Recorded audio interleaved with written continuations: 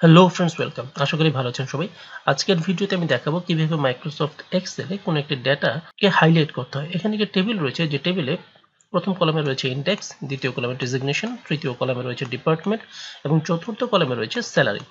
এখানে একটি ইন্ডেক্সের একটি সেল রয়েছে। আমি যদি এখানে যে কোনো একটা ইন্ডেক্স, যে ইন্ডেক্সগুলো এখানে রয়েছে, এখানে যে কোনো একটা ইন্ডেক্স যদি আমি এখানে ইনপুট দিই এবং এন্টার প্রেস করি, তাহলে দেখুন ওই ইন্ডেক্সের সবকিছু এইভাবে হাইলাইট হয়ে যাবে। আমি আরেকটি দেখাচ্ছি। আমি যদি এখানে টাইপ করি 4 এবং এন্টার প্রেস করি, তাহলে এই যে ইন্ডেক্স যার 4 সেটা এইভাবে হাইলাইট হয়ে যাবে।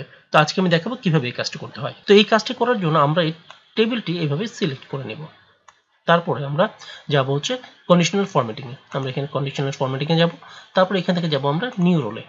এখানে যে ডায়লগ বক্সটি আসবে, এখান থেকে আমরা use a formula to determine which cells to format, এই অপশনটি এখানে ক্লিক করব। তারপরে এখানে যে টেক্সট বক্স আছে, এখানে আমরা ক্লিক করে তারপর আমরা এই যে ইন্ডেক্সের যে সেলটি যেখান থেকে আমাদের সার্চিং হবে, এই সেলটি আমরা সিলেক্ট করে নেব।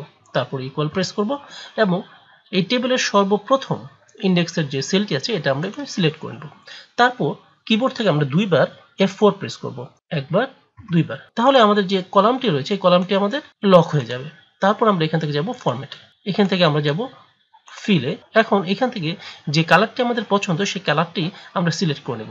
সাপোজ আমি এখান থেকে ইয়েলো কালারটি সিলেক্ট করলাম। তারপর আমি ওকে প্রেস করব। তারপর আবার ওকে প্রেস করব। এখন যখনই আমি এই ইন্ডেক্সের যে সেলটি আছে, এখানে যদি আমি 1 প্রেস করে এন্টার দিই, তাহলে দেখুন 1 নাম্বার যে ইন্ডেক্সটি রয়েছে সেটি টোটাল ডাটাটি হাইলাইট হবে।